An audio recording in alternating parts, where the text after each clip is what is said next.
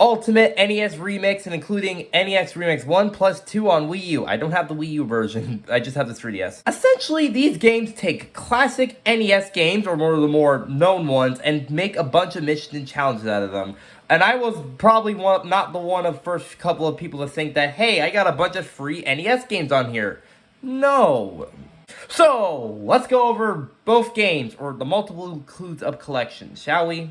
In this game, you're basically taking a bunch of NES games and giving them a bunch of different missions and objectives to do, making it a more of a bite-sized game, essentially. Now, I do like these, honestly, with them having like 1 to 3 or 5 missions or a couple objectives. You don't get much besides 3 stars to unlock more missions, but it's pretty nice, honestly. You got like 3 or 5 or a certain number of missions you gotta do, and you have 3 lives. Essentially, it's like the NES games. Lose all your lives, you gotta start right back at the beginning.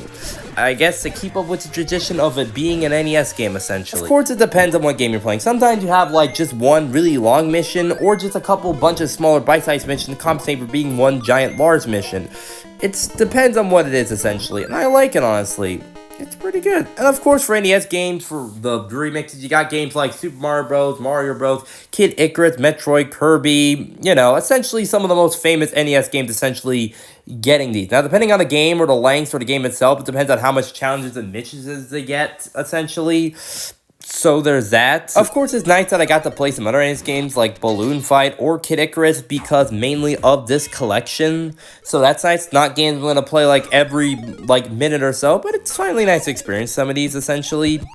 And just seeing some really amazing, I like this because it's more bite-sized. It's a small game with just missions, not anything too particularly long or nothing that will take you literally until next week to finish. There's also Speed Super Mario Bros., which is just the original Super Mario Bros. You're playing a lot faster. Why is it always games like this we gotta include some version of Super Mario Bros.? It's also a championship mode, but it's the same thing every time you play it, so cool side mode. And the Wii U version, it's basically just the 3DS game except better graphics as we're playing it on the Wii U, and also some other unique challenges that are unique to this game itself, essentially.